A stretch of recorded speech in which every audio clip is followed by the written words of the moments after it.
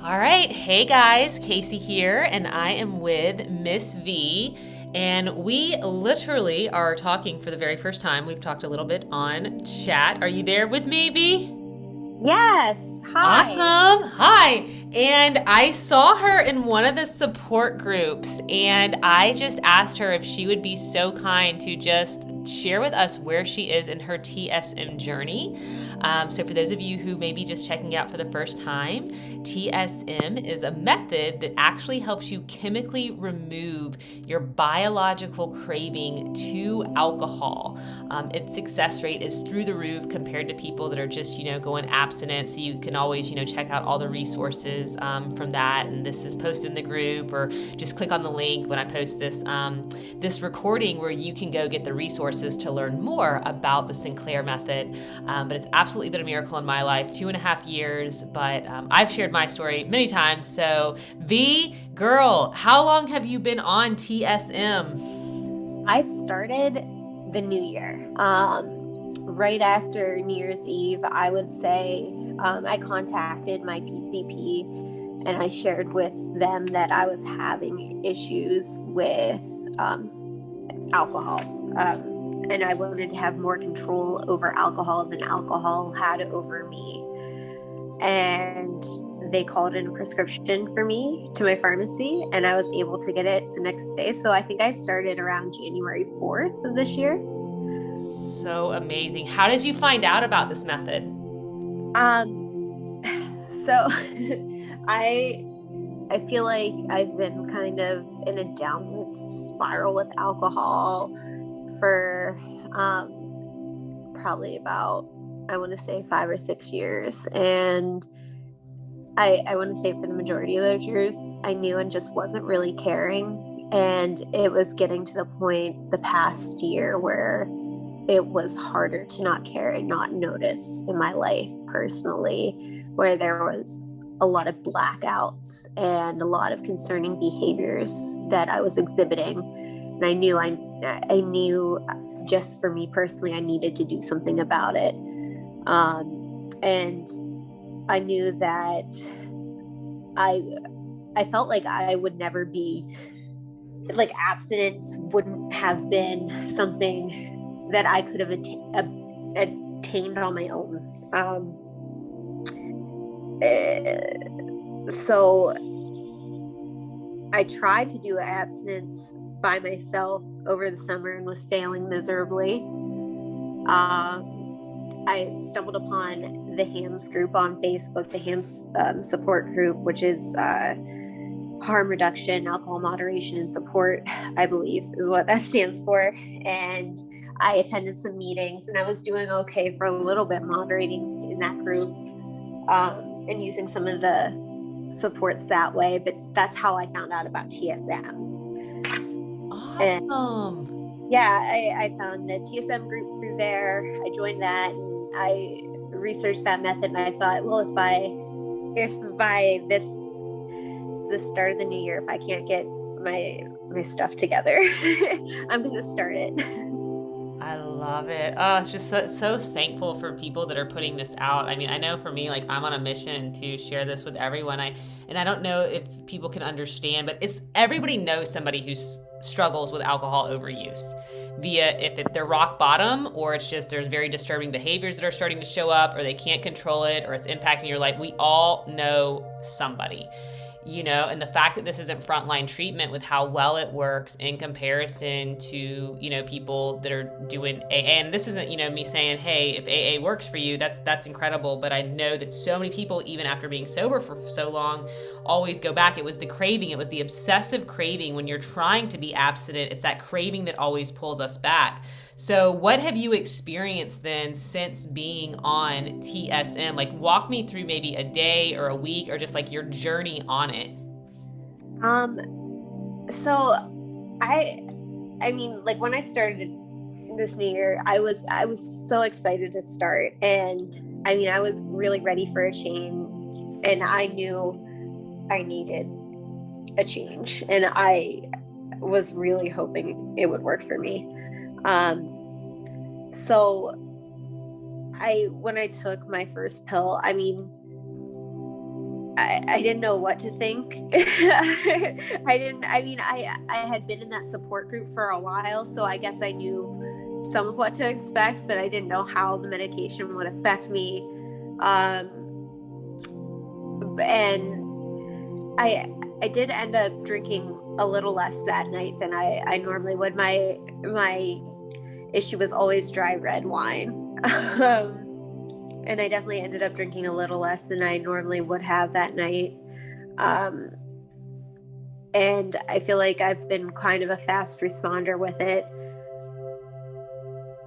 I'm pretty grateful overall with my progress and with this method.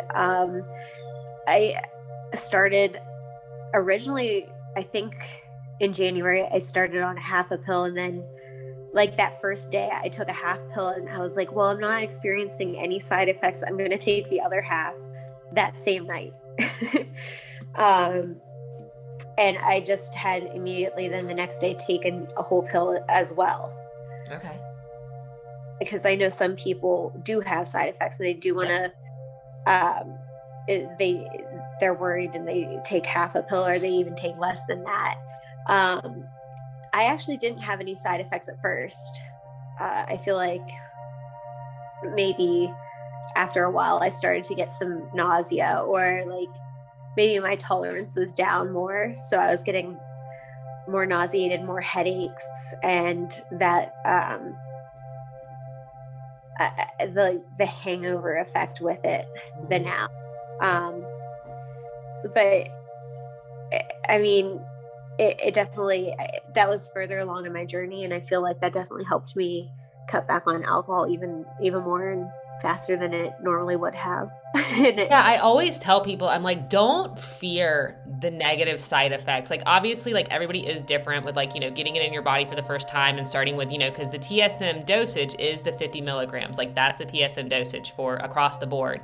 And, you know, some people start at the 25 just to see how it, you know, everybody's body reacts differently, just to kind of get it in and to adjust. If you do have any hangovers, I, like you, from the beginning, I got very nauseous if I did not eat with the medicine. Now, if I eat with the medicine, like I was okay, like if I ate with it. And then in the kind of about like month 4 is when I really started getting some wild hangovers. But I'm just so grateful for that, because it was like, it made me think about, do I want to have this extra drink? Like, okay, I've already had 2 or 3. Do I want to go with 4 and 5? Like, or do I want to feel okay tomorrow? Or, you know, or do I even want to drink at all? So it's like, you're literally chemically reprogramming your brain. And you can always get the Cure for Alcoholism book that goes into the science, or watch the One Little Pill documentary. But I tell people, like, if you're so blessed to have negative side effects early on or midway through your journey, like, use that to then make that choice, and you'll be surprised how your body will start making that choice for you, to where it's like that switch that was always on and just wanted to, you know, once you started drinking, to continue to keep drinking, or once you're like, hey, I don't want to drink today, but your craving always led you to it. It's like this medicine and what's happening in your mind to reprogram it, that negative effect is just as powerful as the as positive things. Like, when you're reprogramming a chemical pathway in your brain, don't discount negative reinforcement. Like, negative reinforcement can really, really help us. So I'm glad you brought that up, because I think that a lot of people think, oh my gosh, this isn't going to work for me. I'm feeling not like, no. That's a positive in my opinion. Yeah, it definitely is. I mean, when people talk about like the negative side effects, I always like to equate it to, these are the same side effects you should be feeling with a hangover, or like the same side effects you should be feeling with alcohol. Right. Alcohol generally causes headaches and nausea and tiredness, and so they're, to me, like the same side effects that alcohol causes or should be causing. Right. For a normal drinker, it does. But for people that are overusing it and are full-blown alcoholics or overusing it, it's our body becomes so used to that toxicity that it kind of has been in crisis mode and, you know, adapting. So we're not feeling what normal people drink that don't build up that tolerance like that. And so when you start doing this, it's like, it's okay to experience how toxic alcohol is. Yeah. You can stop drinking as much. It's so true. I mean, it is. And I was someone who, I mean, I'm young, I guess. I'm 30 and I didn't start drinking till I was 21. But when I did start drinking, I never had like the body signs to stop. My body would never puke when I had too much alcohol. I can count the number of times over the years that on one hand, that I have puked while drinking, and they were all because of like I was actually sick while I was drinking, like with the flu. So like my body doesn't have that, like where it will throw up if I've drank too much. I will actually just pass out and potentially just die first. So me feeling sick because of the medication because I've drank too much is like a good thing in my eyes, because this is what my body should be doing and it has not been doing this whole time. Oh, amen to that. And that's why I just tell people, like, please, like, keep hopeful. And there's, people in the groups that you see, some people, it took 3 years for them to reach what we call kind of extinction, whereas not where you're not drinking anymore. It's just where you're craving or your need to drink, where you totally have the choice. You're totally in control. You have power over alcohol. I know a big thing with, Alcoholics Anonymous is, that you admit that you're powerless over alcohol.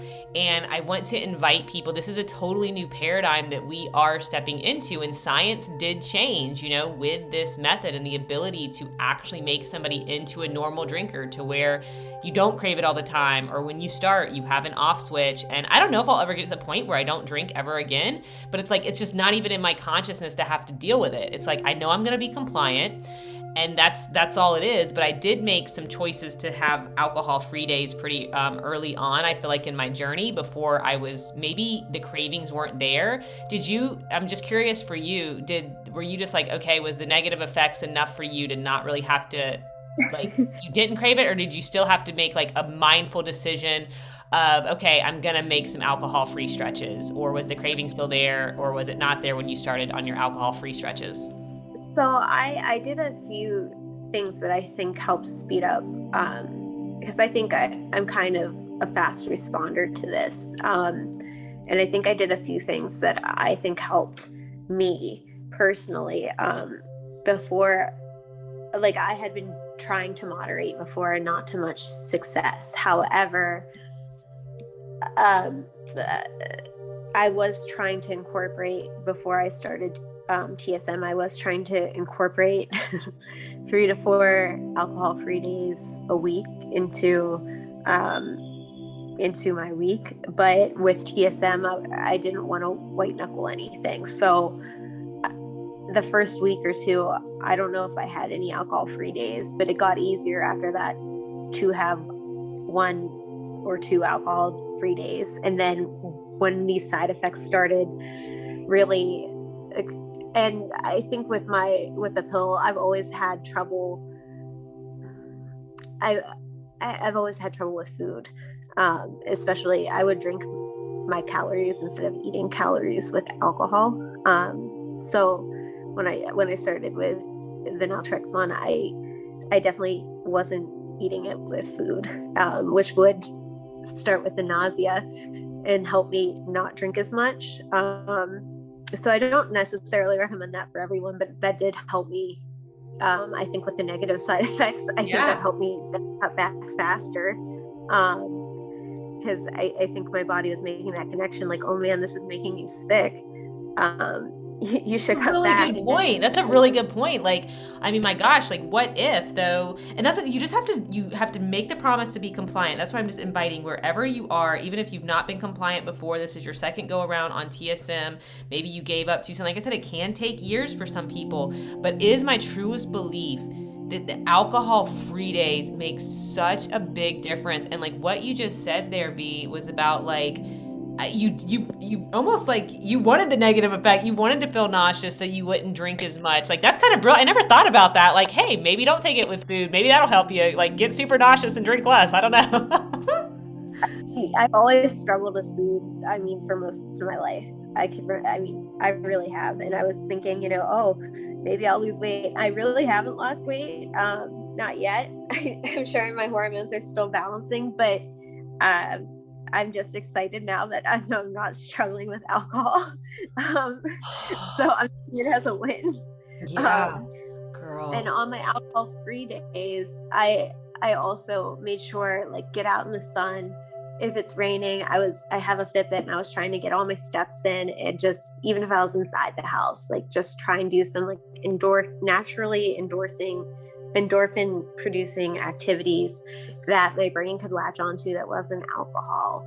Um, So important, so important. And it's like that's, and endorphin activities, like even if you're not something you don't want to work out a ton, I mean, just something that, like, even like a funny, being intentional about watching a hilarious movie that like makes you laugh, like that can really, endorphins as well too. But like nothing like moving your body, a little bit of sweat, or like pick up a yoga class, or it's like, this is a mind, body, soul healing. And it's like, yes, the pill works amazing for the chemical, but there is that part of, responsibility outside of the compliance.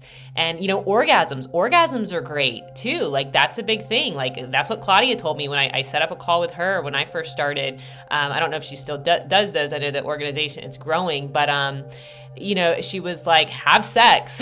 And I was like, my husband's gonna like this. He'll be on board. She's like, whatever you can do to get your endorphins on your alcohol-free days, something as simple as a walk, but just something, you guys. It's like, we can do this. Like, what is it like to not be consumed with alcohol cravings? Like, what areas of your life have improved? I definitely feel like my sleep, number one, I noticed. So at first my sleep was bad for a little while, but then it drastically improved. And that's something I always have struggled with sleep. That really improved. I'm thinking a lot clearer. Before, I would get overwhelmed really easily. And I'm not saying I've always struggled with anxiety, but I don't get as overwhelmed as easily, and I can actually form coherent thoughts and say them and know that I'm being rational and reasonable, and drinking's not clouding me and my judgment. I know that I'm actually thinking clearly, which is nice. That clarity is so nice. I'm getting a lot of tasks done that before were just overwhelming. And not that I feel like alcohol sometimes gave me that boost in energy for a little bit, but then the tasks would be all like drunkenly done. This way I'm able to organize myself and my thoughts and figure out what actually needs done and do it right. It's nice to be able to I feel like that I'm able, I guess, to function like Yeah. a human, I guess. Yeah, it's like, yeah, I know what you're talking about. It's like you're this zombie going through life, and it's just all you can do. It's like, just you're drowning when alcohol consumes you, and it's like, I felt like TSM was this lifeboat, and that I could choose to now set my sail, and it's like, I dropped to my hands and my knees every day, and I just thank God. I mean, I remember before I found the One Little Pill documentary, I had dropped to my hands and my knees, and I said, God, please take this craving. I mean, you just can't imagine it with somebody that's, tried AA, they've tried abstinence for years. I've struggled with alcohol for, 10 plus years of trying to quit, and, this and that. And I'm 36. So I'm thankful that I found it when I found it, but it's just like my heart to anybody's heart who's, still listening to us, just chit chat. If you're curious about this, like, go all in, 100% compliance, 100% of the time, without exception.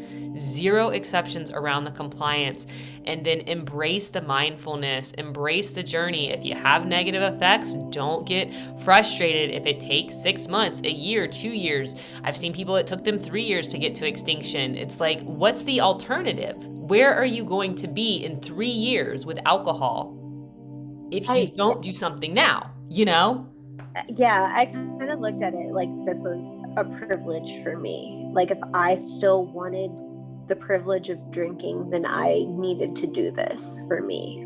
Like back this summer, when I realized this was becoming a huge issue in my life, but I couldn't see a world with me never, I didn't think it was sustainable for me to say I will be alcohol free for the rest of my life.